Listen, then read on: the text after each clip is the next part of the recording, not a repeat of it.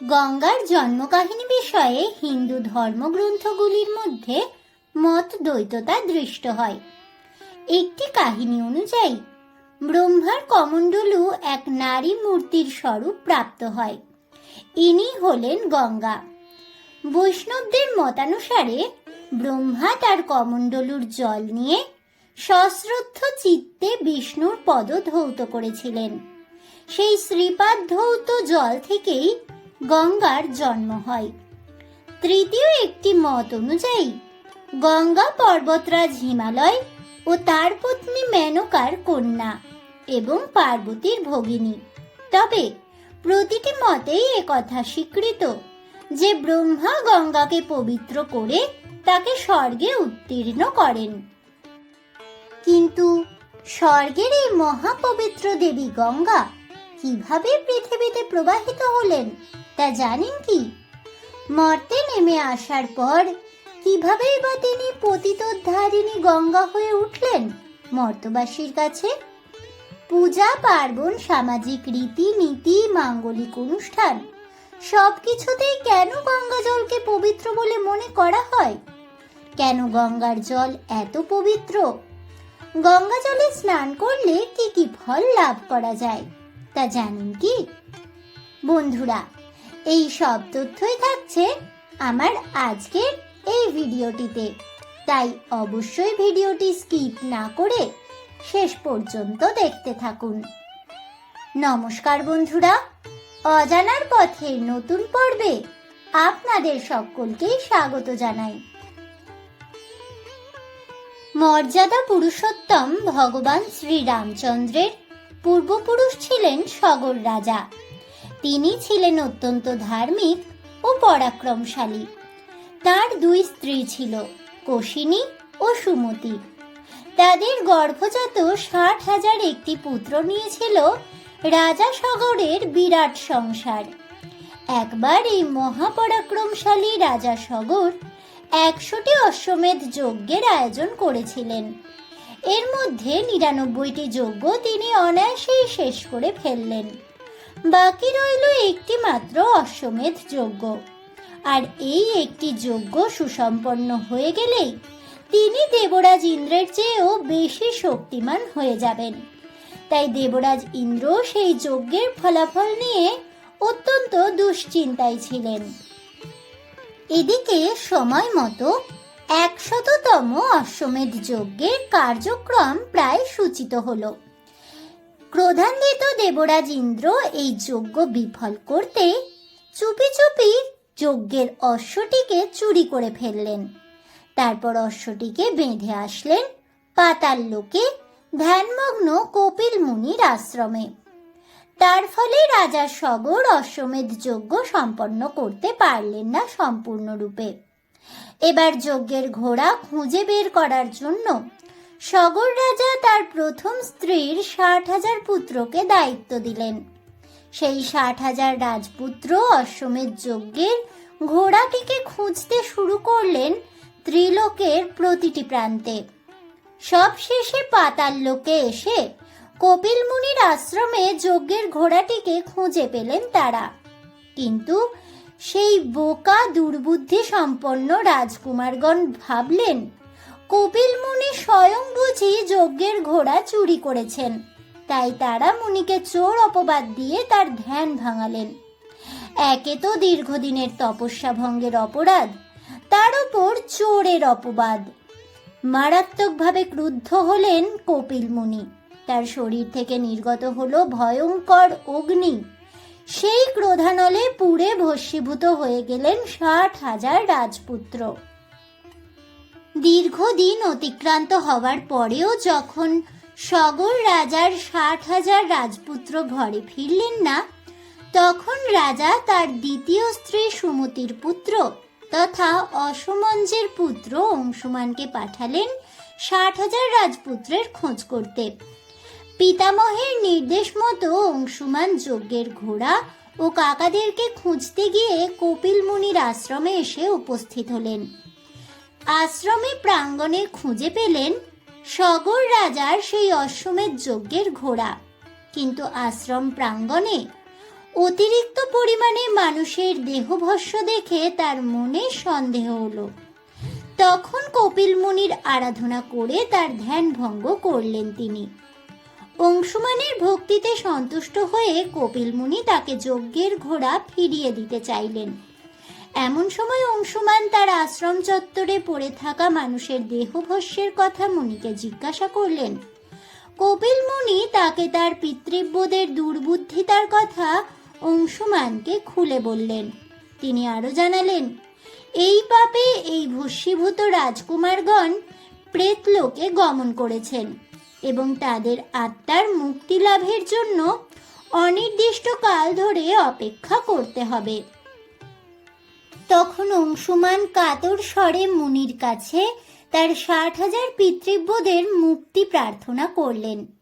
মুনি জানালেন, তোমার 60,000 পূর্বপুরুষ মহাপাপ করেছে, তাদের মুক্তি শুধুমাত্র পবিত্রতম গঙ্গার স্পর্শেই সম্ভব।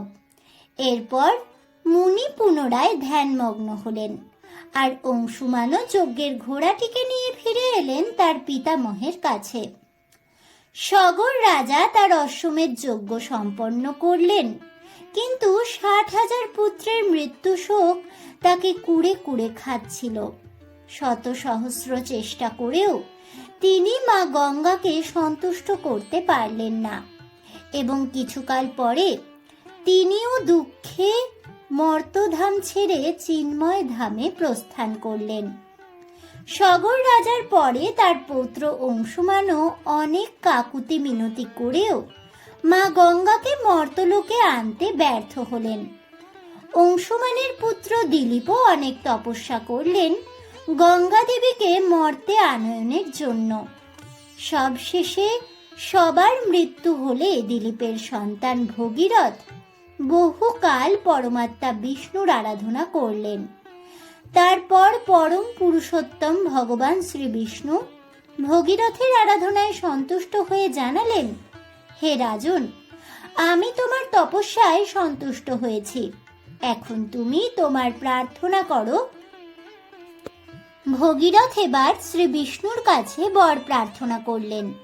তিনি বললেন, হে ভগবান বিষ্ণু, আমার পিতৃপুরুষেরা ব্রহ্ম শাপে ভস্মীভূত হয়েছেন। তাদের উদ্ধার করতেই গঙ্গা দেবীকে আমি মর্তলোকে নিয়ে যেতে চাই, যিনি বর্তমানে ব্রহ্মার কমণ্ডলুতে অবস্থান করছেন। সেই মা গঙ্গা এখন আপনার তনুতে অনুগতা রয়েছেন। হে প্রভু, আপনি যদি দয়া করে গঙ্গা দেবীকে তনু থেকে বহিঃপ্রকাশ করেন, তবেই আমার পিতৃপুরুষেরা মুক্তি লাভ করবে। হে দয়াময়, আপনি এই বর দান করলেই আমি কৃতার্থ হব। তখন শ্রী বিষ্ণু বললেন, হে বৎস, আমি তোমার মনস্কামনা পূর্ণ হওয়ার বর প্রদান করছি। তুমি গঙ্গা দেবী ও দেবাদিদেব মহাদেবের আরাধনা করো। এর মাধ্যমে তুমি মা গঙ্গাকে মর্তে প্রবাহিত হওয়ার উপায় জানতে পারবে। একথা বলেই ভগবান বিষ্ণু অন্তর্ধান করলেন। এরপর ভগীরথ হিমালয় পর্বতের সুউচ্চ শিখরে বসে শত সহস্র বছর ধরে কঠোর তপস্যা করলেন। এতে গঙ্গা দেবী সন্তুষ্ট হয়ে রাজা ভগীরথকে দর্শন দিলেন এবং তার অভিলাষিত বর প্রার্থনা করার আদেশ করলেন। তখন ভগীরথ মা গঙ্গাকে সাষ্টাঙ্গে প্রণাম করে বললেন, হে মা গঙ্গা, হে শিব মোহিনী, যদি আমার প্রতি আপনি প্রসন্ন হন, তবে আপনি ভগবান বিষ্ণুর চরণারো বিন্দু হতে প্রকাশিত হয়ে ধরাতলে আগমন করুন। ধরণীতলের বিবর পথ দ্বারা গমন করে ব্রহ্ম কোপানলে ভস্মীভূত আমার পিতৃপুরুষদেরকে উদ্ধার করুন। তখন গঙ্গা বললেন, হে বৎস, তাই হবে। আমি শ্রী বিষ্ণুর পাদপদ্ম থেকে নিঃসৃত হয়ে তোমার পিতৃপুরুষদেরকে উদ্ধার করব, কিন্তু তার আগে তোমাকে দেবাদিদেব মহাদেবকে প্রসন্ন করতে হবে। তার আজ্ঞা ছাড়া আমি ধরাতলে গমন করতে পারবো না। তাছাড়া স্বর্গ থেকে আমি প্রবলভাবে মর্তে আগমন করলে সমস্ত মর্তলোক প্লাবিত হয়ে যাবে। সমস্ত সৃষ্টি আমার গর্ভে বিলুপ্ত হয়ে যাওয়ার আশঙ্কা সৃষ্টি হবে। তাই আমার গতিকে নিয়ন্ত্রণ করার জন্য তোমার মহাদেবের কৃপা ছাড়া অন্য কোনো উপায় নেই। তিনি প্রসন্ন হলেই তুমি এই গিরিশিখরে দাঁড়িয়ে মেঘ গর্জনের মতো শঙ্খনিনাদ করলেই আমি বৈকুণ্ঠ ধাম থেকে বেগবতী হয়ে ব্রহ্মাণ্ড ভেদ করে ধরণীতলে অবতরণ করব। তোমার পিতৃপুরুষদেরকে উদ্ধার করে পাতালপুরীতে প্রবেশ করব। এই কথা বলে গঙ্গা দেবী অন্তর্ধান করলেন। এরপর রাজা ভগীরথ গঙ্গা দেবীর দর্শন করে আনন্দে আপ্লুত হয়ে মা গঙ্গার আজ্ঞা অনুযায়ী হিমালয় পর্বতে মহাদেবের তপস্যা করতে লাগলেন। আহার নিদ্রাবিহীন অবস্থায় শত শত বর্ষ ধরে মহাদেবের তপস্যা করলেন তিনি। মহাদেব সন্তুষ্ট হলেন, দর্শন দিলেন রাজা ভগীরথকে। ভগীরথ মহাদেবকে সাষ্টাঙ্গে প্রণাম করে বললেন, হে পরমেশ্বর, আজ আমার জন্ম, জপ, তপ, তপস্যা সবকিছুই সার্থক হয়েছে, কারণ আমি আপনার দর্শন পেলাম। ত্রিভুবনে আমার মতো ভাগ্য আর কার আছে? তখন মহাদেব ভগীরথকে বললেন, হে পুত্র, তুমি তোমার মনের ইচ্ছে প্রকাশ করো, আমি তোমার মনস্কামনা পূরণ করব। তখন ভগীরথ গদগদ হয়ে বললেন, হে দয়াময়, কপিল মুনির অভিশাপে আমার পিতৃপুরুষেরা ভস্মীভূত হয়ে নরক যন্ত্রণা ভোগ করছেন। তাদের উদ্ধারের জন্য আমি মা গঙ্গাকে ধরণীতলে আনার চেষ্টা করছি, কিন্তু তিনি আপনার আজ্ঞা ছাড়া ধরাতলে নামবেন না। এছাড়াও তীব্র বেগবতী কল্লোলিনী গঙ্গার অবতরণকে নিয়ন্ত্রণ করার ক্ষমতা আর কারো নেই। হে প্রভু, আপনি আজ্ঞা করুন যাতে ত্রিলোকতারিণী গঙ্গা মহাবেগবতী হয়ে নদীরূপে ধরাতলে পবিত্র করে আমার পিতৃপুরুষদেরকে। তখন মহাদেব বললেন, হে বৎস, তুমি অতি নিঃস্বার্থ। পিতৃপুরুষদের উদ্ধারের জন্য তোমার যে ত্যাগ তা জগতে অত্যন্তই বিরল। আমি তোমার মনস্কামনা পূর্ণ করার আশীর্বাদ প্রদান করছি। ভগীরথ মহাদেবকে প্রণাম জানিয়ে বললেন, হে দয়াময়, আপনার কৃপায় আমি কৃতার্থ হয়েছি। এরপর মহাদেবও সন্তুষ্টির হাসি হেসে অন্তর্হিত হলেন। এবার দেবী গঙ্গার আরোহণের পালা। শ্রী বিষ্ণুর পদধৌত গঙ্গাকে ব্রহ্মা তার কমণ্ডলুতে ধারণ করলেন। এরপর ব্রহ্মা গঙ্গার ধারাকে পৃথিবীর অভিমুখে প্রক্ষিপ্ত করলেন। এদিকে কৈলাসে দণ্ডায়মান শিব তীব্র ও প্রবল বেগবতী গঙ্গার গতিবেগ মন্থর করতেই গঙ্গাকে নিজের জটা জালে আবদ্ধ করলেন। তারপর তিনি একে একে জটা মুক্ত করে গঙ্গাকে বিভিন্ন শাখায় মুক্ত করলেন।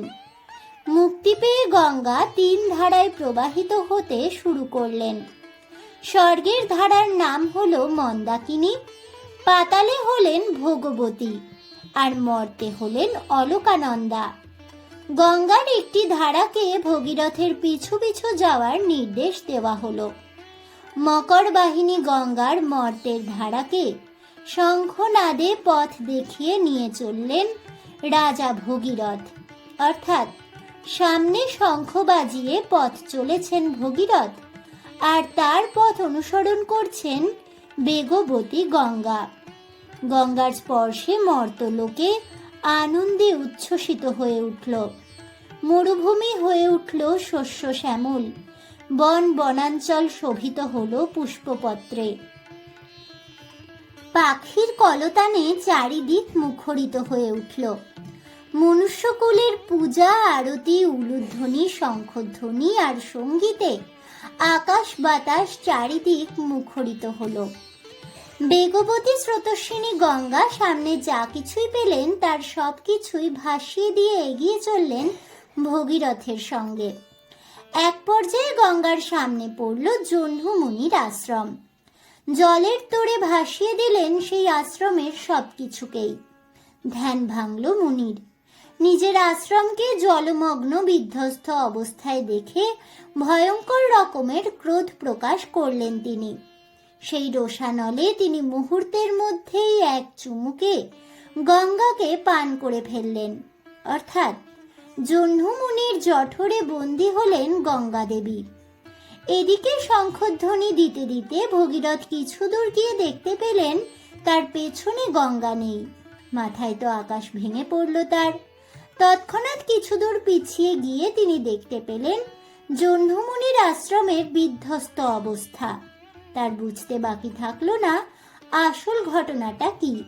উপায় না দেখে জহ্নমুনির পায়ে লুটিয়ে পড়লেন তিনি। অনেক কাকুতি মিনতি করে অবশেষে জহ্নমুনির ক্রোধকে শান্ত করলেন। ভগীরথের প্রার্থনায় খুশি হয়ে মুনিবর তার জানু ভেদ করে গঙ্গাকে মুক্ত করলেন। তখন দ্রবময়ী গঙ্গা আপন মূর্তি ধারণ করে বললেন, হে মুনিবর, যখন আমি আপনার দেহ থেকে নির্গত হয়েছি তখনই আপনি আমার পিতা হয়েছেন। আপনার প্রতি আমার বিন্দু মাত্র অভিযোগ নেই। হে পিতা, জহ্নমুনির জানুদেশ থেকে নির্গত হওয়ার কারণেই আমি জাহ্নবী নামে জগৎ সংসারে প্রচলিত হব। যে ব্যক্তি মা জাহ্নবীর নাম স্মরণ করবে তার সমস্ত পাপ তাপ ধুয়ে যাবে। শুরু হলো আবার পথ চলা। পথ চলতে চলতে একসময় ভগীরথ পথের দিশা হারিয়ে ফেললেন। গঙ্গা দেবী ও সগর রাজার বংশকে অন্বেষণ করতে করতে পরম বেগ ধারণ করে দক্ষিণ দিকে গমন করলেন। এক পর্যায়ে সমুদ্রের নিকট উপস্থিত হয়ে জলশূন্য সমুদ্রকে পূর্ণ করে দিলেন তিনি। গঙ্গা যেখানে সাগরের সাথে মিলিত হলেন সেই স্থানের নাম হলো গঙ্গাসাগর। এরপর মাতা বসুন্ধরার অনুরোধে শতধারায় বিস্তীর্ণ হয়ে শতদিকে গমন করতে লাগলেন দেবী গঙ্গা। জলের শব্দের মহাকল্লোলে বহুদিকে ছড়িয়ে পড়ল গঙ্গার মাহাত্ম্য। স্রোতস্বিনী গঙ্গার মর্তে আগমনের ঘটনা স্মরণ করে এখনো ভারতের দক্ষিণ প্রান্তে অবস্থিত গঙ্গাসাগরে মকর সংক্রান্তির দিনে আগমন ঘটে লক্ষ লক্ষ ভক্তবৃন্দ ও পুণ্যার্থীদের। পথ হারিয়ে ফেলার পর আবারও শ্রী বিষ্ণুর প্রার্থনা শুরু করলেন ভগীরথ। ভগীরথের প্রার্থনায় খুশি হয়ে শঙ্খ চক্র গদা পদ্মধারী বিষ্ণু আবির্ভূত হলেন সামনে। শ্রী বিষ্ণু গঙ্গাকে বললেন, এখন থেকে তোমার সত্তা সাত্ত্বিক, রাজসিক আর তামসিক এই তিন ধারায় প্রবাহিত হবে। রাজসিক আর তামসিক ধারা আরো পূর্ব দিকে এক নতুন পথে প্রবাহিত হবে, আর সাত্ত্বিক সত্তা মূল ধারায় প্রবাহিত হয়ে কপিল মুনির আশ্রমে পৌঁছবে। পূর্বের সেই রাজসিক তামসিক ধারার নাম হলো পদ্মা। ভারতের উত্তর পথের সব নদী প্রবাহ এসে মিশে গঙ্গার দুই ধারায়, আর কৈলাস পর্বত থেকে মহাদেবের পদধৌত ব্রহ্মপুত্র এসে মিশল পদ্মায়। ভগীরথকে বিষ্ণু বললেন, তুমি এই নদীপথ অনুসরণ করে পিছন দিকে ফিরে গেলে পথের দিশা আবার খুঁজে পাবে। তখন সেই পথে গঙ্গার সাত্ত্বিক ধারাকে নিয়ে মুনির আশ্রমে পৌঁছবে। ভগবান বিষ্ণুর নির্দেশে ভগীরথ আবার পশ্চাৎ দিকে ফিরে গিয়ে গঙ্গার সাত্ত্বিক ধারাকে নিয়ে মুনির আশ্রমে পৌঁছলেন। কপিল মুনির আশ্রমে এসে উপস্থিত হয়ে মহর্ষি কপিল গঙ্গা দেবীকে মাতৃজ্ঞানে আহ্বান জানালেন। তখন জাহ্নবী জিজ্ঞাসা করলেন, হে মহর্ষি, সগর সন্তানেরা কোন স্থানে ভস্মীভূত হয়েছেন? মুনিবর বললেন, হে জননী, দেখুন ভস্মরাশি স্থানে স্থানে ছড়িয়ে ছিটিয়ে আছে। গঙ্গা সেই ভস্মরাশি দেখা মাত্রই তা জলে প্লাবিত করলেন। ভস্ম সকল গঙ্গার জল স্পর্শ মাত্রই চারু চতুর্ভুজধারী হয়ে দিব্য রথে আরোহণ করে ব্রহ্মলোকে গমন করতে লাগলেন। পিতৃপুরুষদের মুক্তিলাভ দর্শন করে আনন্দে নৃত্য করলেন ভগীরথ, আর মা গঙ্গার জয় হোক বলে সমস্বরে ধ্বনি দিতে লাগলেন। ভগীরথ রোমাঞ্চিত হয়ে পুনরায় শঙ্খধ্বনি করলেন। সেই শঙ্খধ্বনি শ্রবণ করে গঙ্গা পাতাল বিবর থেকে ধরণীতলে আগমন করলেন, আর একটি ধারা পাতালপুরীতেই রয়ে গেল। সেই ধারাটি ভগবতী নামে প্রসিদ্ধ হলো, আর ভগীরথের নাম থেকেই গঙ্গার সাত্ত্বিক ধারার নাম হলো ভাগীরথী। এইভাবেই গঙ্গা দেবী, যিনি শ্রী বিষ্ণুর পাদপদ্মে বাস করতেন, তিনি সর্বলোকের হিতার্থে পৃথিবীতে আগমন করলেন। এবার চলুন জেনে নেওয়া যাক গঙ্গা স্নানের কি ফল লাভ হয়। জ্যৈষ্ঠ মাসের মঙ্গলবার শুক্লা দশমী তিথিতে যদি দশহরা পড়ে, তবে সেদিন গঙ্গা স্নান করলে 10 জন্মের অর্জন করা সব পাপ ক্ষয় হয়।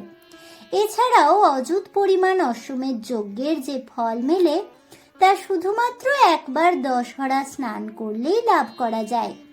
এই যোগ ভগীরথ দশহরা নামেই পরিচিত। স্কন্দ পুরাণ বলছে, চৈত্র মাসের কৃষ্ণা ত্রয়োদশী তিথিতে শতভিষা নক্ষত্র যোগে সেই তিথি বারুণী নামে পরিচিত। এই তিথিতে গঙ্গা স্নান করলে শত শত সূর্যগ্রহণে গঙ্গা স্নানের যে ফল, সেই ফল লাভ করা যায়। রবিবারে সূর্যগ্রহণ এবং সোমবারে চন্দ্রগ্রহণ হলে চূড়ামণি যোগ হয়। এই যোগে গঙ্গা স্নান করলে অত্যন্ত মনোমত ফল পাওয়া যায়। গ্রহণ চলাকালীন যে গঙ্গা স্নান, তাকে গ্রহণ স্নান বলা হয়ে থাকে, আর গ্রহণ শেষের যে স্নান, তাকে বলা হয় মুক্তি স্নান বা মোক্ষ স্নান। পুরাণে বর্ণিত আছে, সূর্যগ্রহণ কালে হরিদ্বারে গঙ্গা স্নান পুণ্যদায়িনী প্রয়াগ, পুষ্কর, গয়া এবং কুরুক্ষেত্রের মতোই পুণ্যদায়িনী। ফাল্গুন মাসের শুক্লপক্ষের দ্বাদশী তিথি গোবিন্দ দ্বাদশী নামে অধিক পরিচিত। এই দ্বাদশী মহাপাপ বিনাশিনী। এই তিথিতে গঙ্গা স্নান করলে মহাপাপ নাশ হয়। পুনর্বসু নক্ষত্র ও বৃষলগ্ন যদি চৈত্র মাসের শুক্লা অষ্টমীতে যোগ হয়, তাহলে এই যোগে ব্রহ্মপুত্রে স্নান করলে সকল পাপ থেকে মুক্তি লাভ হয় এবং সমস্ত তীর্থস্থান ভ্রমণ ও স্নানের ফল লাভ হয়। পৌষ মাসের অমাবস্যা তিথিতে মূলা নক্ষত্র যোগ হলে নারায়ণী যোগ হয়। এই যোগে করতোয়াতে স্নান করলে 3 কোটি কুল পর্যন্ত উদ্ধার হয়। গঙ্গা দেবীর মন্ত্র, যে মন্ত্রোচ্চারণে সব পাপ বিনাশ হয়। সদ্য পাতক সংহন্ত্রী, সদ্য দুঃখ বিনাশিনী, সুখদা মুখ্যদা গঙ্গা, গঙ্গৈব পরমা গতি। অর্থাৎ, যিনি তৎক্ষণাৎ পাপ হরণ করেন, দুঃখ বিনাশ করেন, সুখদাত্রী মোক্ষদাত্রী গঙ্গা, সেই গঙ্গাই আমার পরম গতি। মা গঙ্গাকে আমরা দেবী রূপে পূজা করি। মা গঙ্গা সমস্ত পাপ দূর করে আমাদের পাপ মুক্ত করেন। পূজার জন্য গঙ্গা জলের মাহাত্ম্য অপরিসীম। আবার একটুখানি গঙ্গা জলে খুশি হয়ে ভগবান শিব আমাদের সমস্ত মনস্কামনা পূর্ণ করেন। স্কন্দ পুরাণ অনুসারে শিব ও পার্বতীর পুত্র কার্তিকের পালিকা মাতা হলেন গঙ্গা। একটি কাহিনী অনুযায়ী পার্বতী তার গাত্রমল হতে গণেশের মূর্তি নির্মাণ করে তা গঙ্গায় নিমজ্জিত করলে সেই মূর্তিতে প্রাণ প্রতিষ্ঠিত হয়। এই কারণেই মনে করা হয় গণেশের 2 জননী, পার্বতী ও গঙ্গা। গণেশের অপর নাম তাই দৈমাতুর বা গাঙ্গেয় বা গঙ্গাপুত্র। হিন্দু মহাকাব্য মহাভারত অনুসারে বশিষ্ঠ কর্তৃক অভিশপ্ত বসুগণ গঙ্গাকে তাদের জননী হওয়ার জন্য অনুরোধ করেন। গঙ্গার রাজা শান্তনুকে এই শর্তে পতিত্বে বরণ করেন যে গঙ্গার কোনো কাজে রাজা বাধা স্বরূপ হবেন না। একে একে অষ্টবসু 7 জন গঙ্গা গর্ভে জন্মগ্রহণ করেন এবং জন্মমাত্রই গঙ্গা তাদের জলে নিমজ্জিত করে হত্যা করেন ও তারা শাপ মুক্ত হন। রাজা তাকে বাধা না দিলেও 8ম সন্তান জন্মের পরেই শান্তনু গঙ্গাকে বাধা দিতে বাধ্য হন। এ কারণে গঙ্গার 8ম সন্তানটি জীবিত রয়ে যান এই ব্যক্তি মহাকাব্যের সর্বজন শ্রদ্ধেয় চরিত্র ভীষ্ম। ভারতীয় শিল্পকলার ধর্মীয় অনুশাসন অনুসারে গঙ্গা এক ইন্দ্রিয় পরায়ণা সুন্দরী নারী। তার হাতে একটি উচ্ছ্বলিত জলপাত্র। এই পাত্রটি অফুরন্ত জীবন ও উর্বরা শক্তির প্রতীক, যা মহাবিশ্বের গতিকে পুষ্ট ও সচল রাখে। গঙ্গা মূর্তির দ্বিতীয় গুরুত্বপূর্ণ অংশ হল তার বাহন মকর। এটি একটি কুমিরের দেহাংশ ও মাছের লেজ সংকর। পশ্চিমা জ্যোতিষশাস্ত্রের ক্যাপ্রিকন হিন্দু মকরের একটি রূপ। অন্যদিকে মকর ঋগ্বৈদিক দেবতা বরুণেরও বাহন। এই কারণেই গঙ্গা বৈদিক শিকড়ের ধারণাটি দৃঢ় হয়। জয় পতিতোদ্ধারিণী মা গঙ্গার জয় হোক। এই বলে আমার আজকের ভিডিওটি আমি এখানেই শেষ করছি। তাহলে বন্ধুরা, গঙ্গা দেবীর পৃথিবীতে নেমে আসার কাহিনী এবং গঙ্গা জলের মাহাত্ম্য কথা জানতে পেরে আপনাদের কেমন লাগলো অবশ্যই আমাকে কমেন্টে জানাবেন। ভিডিওটি ভালো লেগে থাকলে লাইক শেয়ার করতে ভুলবেন না। আমার চ্যানেলের নতুন বন্ধু হয়ে থাকলে চ্যানেলটিকে সাবস্ক্রাইব করে দেবেন। দেখা হচ্ছে পরের ভিডিওতে। ততক্ষণ সবাই ভালো থাকুন, সুস্থ থাকুন আর অবশ্যই সঙ্গে থাকুন আর দেখতে থাকুন অজানার পথে।